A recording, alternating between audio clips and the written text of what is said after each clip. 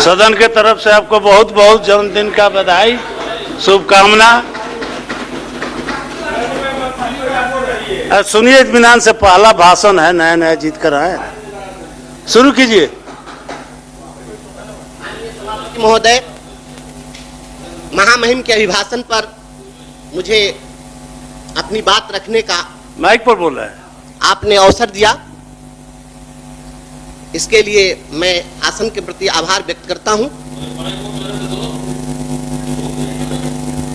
और सदन में उपस्थित अपने तमाम श्रेष्ठ सम्मानित सदस्यगण के प्रति भी आभार व्यक्त करते हुए, आप सभी के प्रति सम्मान समर्पित करते हुए विनम्रता पूर्वक अपनी बात शुरू करना चाहता हूं।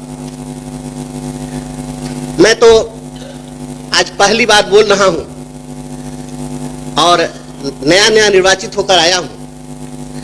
यहाँ हमारे सत्ता पक्ष और विपक्ष के हमारे सम्मानित नेतागण बैठे हैं, सभी सदस्यगण अपनी अपनी बात रख रहे हैं। तब मुझे दुष्यंत की पंक्तियां याद आती है जिसमें उन्होंने कहा कि रहनुमाओं की अदाओं पर फिदा है दुनिया, इस बहकती हुई दुनिया को संभालो यारो।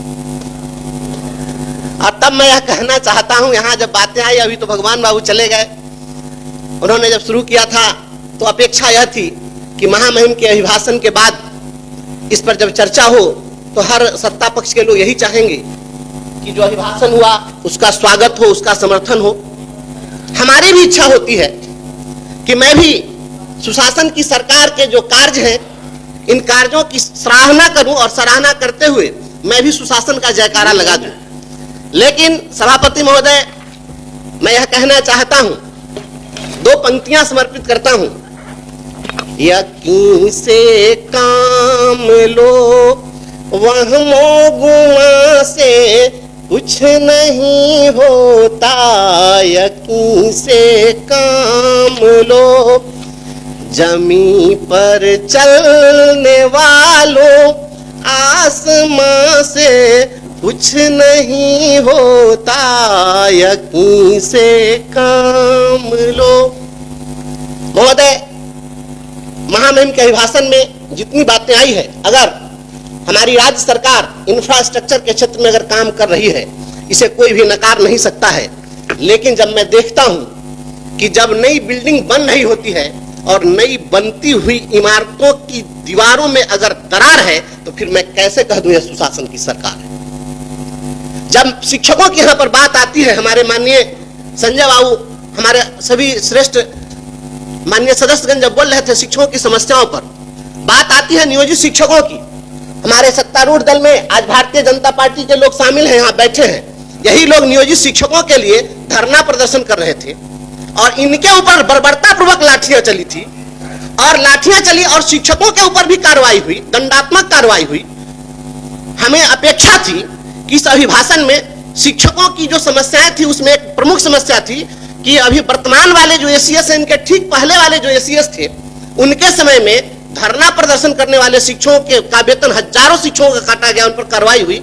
इसके संबंध में भी कुछ चर्चा उस पर होगी, क्योंकि मैं समझ रहा था कि और कोई कुछ कहे न कहे, भारतीय जनता पार्टी के लोग तो शिक्षकों के हित ऐसे हैं, क्योंकि इतनी लाठी कोई नहीं खाया आज तक के इतिहास में। लेकिन जब मैं देखता हूं बात यहाँ पर चली है, विपक्ष के लोगों ने यहाँ पर जब बात उठाई कि अंबेडकर साहब ने संविधान दिया, अधिकार दिया, तो यहाँ बात हुई क्यों हम उन अधिकारों की रक्षा कर रहे हैं। तो धरना प्रदर्शन तो संवैधानिक अधिकार था महोदय, और शिक्षकों ने जब धरना प्रदर्शन किया तो उसके ऊपर जब प्रहार हुआ, तब मुझे लगता है कि सुशासन की सरकार है और संवैधानिक अधिकारों पर हो रहा प्रहार है, तो मैं कैसे कह दूं सुशासन की सरकार। महोदय, जब महोदय मैं छोटा सदस्य, मुझे बोलने दिया जाए। महोदय, जो यहाँ बात प्रोन्नति की आई है, सबसे पहले 2003 में जब उस समय में राष्ट्रीय जनता दल की सरकार थी और तब शिक्षा मित्रों की बहाली शुरू हुई थी, और उसी शिक्षा मित्र की बहाली से मैं आया और वही लड़ाई लड़ते लड़ते जब हमारी सेवा समाप्त कर दी गई, तो मैं आपके सामने आज बोल रहा हूं। जब शिक्षा मित्रों की बहाली हुई 2003 में, आज जोड़ लीजिए कितना साल हो गया, 22 साल, और 22 साल से एक अदद प्रोन्नति नहीं मिली। मैं बहुत ही यहाँ पर दुख के साथ कह रहा हूं। इसके लिए हाईकोर्ट में हम लोगों ने लड़ाई लड़ी कि इनको प्रमोशन दिया जाए, और हाईकोर्ट ने पक्ष में फैसला दिया। डिपार्टमेंट ने जाकर और पक्ष में कहा कि हम इनको प्रमोशन देंगे, नहीं दिया समय सीमा के अंदर, फिर हम कंटेम्प्ट में गए। कंटेम्प्ट में जाकर कहा 2019 में प्राइमरी डायरेक्टर वहां पर उपस्थित हुए और तब वहां पर उन्होंने कहा कि हम 3-3.5 महीने में दे देंगे। अब 2019 का जोड़ लीजिए, इतने दिन में प्रमोशन नहीं मिला। तब मुझे महोदय यह कहना पड़ रहा है कि अभिभाषण में इस बात को शामिल किया जाना चाहिए। अगर आप शिक्षकों के सच्चे हितैषी हैं तो यह शामिल होना चाहिए था कि इनको प्रोन्नति दी जाएगी। और मैं समझता हूं कि जहां यह अपेक्षा है आपके जयकारा लगाने की, तो जहां पर हाई कोर्ट भी लाचार है, तो फिर मैं कैसे कह दूं ये सुशासन की सरकार है। इसलिए महोदय और माननीय मुख्यमंत्री हमारे आदरणीय श्री नीतीश कुमार जी समाज सुधार के लिए भी जाने जाते हैं। अपना पॉइंट देख रहे हैं जी, पॉइंट है इसमें। आप जो बात अजी, तो 2 मिनट और समय है, जी उसको बस बोलिए। मैं बहुत ज्यादा लंबा नहीं बोलूंगा महोदय, मैं बहुत ज्यादा बोलने के पक्ष में नहीं हूं। मैं ऐसा कुछ नहीं है, सभी लोग बोल चुके हुए हैं। लेकिन महोदय हमें अपेक्षा थी, एक बहुत बड़ी समस्या है और आप सभी लोगों से मैं चाहूंगा कि इस बात का समर्थन होना चाहिए कि अपने समाज में अभी बहुअर्थी गाने बजाए जाते हैं। बहुत सारी सामाजिक कुरीतियों के खिलाफ माननीय मुख्यमंत्री जी ने काम किया है और अभी उन गानों के चलते, बहुअर्थी गानों के चलते गांव घर में झगड़ा होता है, दंगा होता है, मारपीट होती है और वहां पर हर्ष फायरिंग होती है। इस पर भी हमें अपेक्षा थी कि इस पर भी, इसको प्रतिबंधित करने के लिए कहीं ना कहीं कोई चर्चा इस पर होनी चाहिए थी। जब यहाँ पर बात आई है, रोजगार की बात आई है, यहाँ पर बहन शशि जी बोल रही हैं, बार बार इन सभी लोगों का सवाल आ रहा है रोजी रोजगार की। इस देश के अंदर में एक योजना है रोजगार गारंटी योजना, और रोजगार गारंटी योजना के तहत एक इलिटरेट, अंगूठा छाप, अकुशल अगर कोई मजदूर श्रमिक है, उसके भी रोजगार के गारंटी की बात होती है।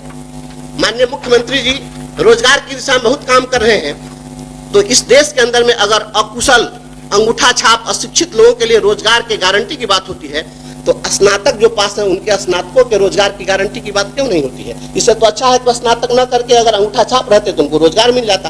तो हमें अपेक्षा थी कि सभी स्नातकों के रोजगार की गारंटी सुनिश्चित करने की बात इसमें होनी चाहिए थी, ऐसी हमारी अपेक्षा थी। और महोदय बात वित्त रहित गुरुजनों की आई है, आदरणीय संजय बाबू ने बातें यहाँ पर कही है। मैं वित्त रहित शिक्षकों की समस्या बार बार हम लोग पहले भी अखबार के माध्यम से, टीवी चैनलों पर देखते रहे। यह सदन वित्त रहित गुरुजनों के पक्ष में, उनके लिए हमेशा आवाज सदन से आती रही है। लेकिन 2016 के बाद अगर उनको अभी तक अनुदान नहीं मिला, जो सरकार स्वयं वादा की थी, खुद यह नियम बना करके, अधिसूचना जारी करके और तय किया था कि हम इन्हें अनुदान देंगे, तो आखिर उस अनुदान की भी राशि नहीं दी गई। तो हम फिर बाद में हम लोग बात करेंगे वेतनमान की, तो वह मैं समझता हूं कि हम लोग की अपेक्षा थी कि इसमें इसकी चर्चा होती। आउटसोर्सिंग कर्मियों की बात हुई है, कितना बड़ा शोषण हो रहा है इस राज्य के अंदर। आप सभी लोग इस चीज से भली भांति अवगत हैं कि आउटसोर्सिंग एजेंसियों के माध्यम से, जी मैं समाप्त कर रहा हूँ, आउटसोर्सिंग एजेंसियों के माध्यम से, ना 5 में फिर सदन की सहमति सभापति महोदय मैं तुरंत समाप्त कर देता हूँ, बस 1 मिनट में सहमति लेनी पड़ेगी, टाइम बढ़ाना पड़ेगा। मैं तुरंत समाप्त करता हूँ। तो आउटसोर्सिंग एजेंसियों को जो छूट दे दी गई है, तो क्या शोषण का अधिकार दे दिया गया है कि आप 8,000 और 7,000 पर काम लीजिए? इस पर रोक लगनी चाहिए। और मैं इस शब्द के साथ बात समाप्त करता हूं कि जब तक रोटी के प्रश्नों पर धरा रहेगा भारी पत्थर, बातें नहीं बनाना तुम मेरी गली में खुशी खोजने कभी अगर जो आना। इसको भी जुड़वाना चाहते हैं, इसको भी। बहुत धन्यवाद। राज्यपाल के यहाँ ये भी पहुंचाना चाहते हैं। मैं भावना व्यक्त किया, आपने समय दिया, समाप्त करें। Thank you.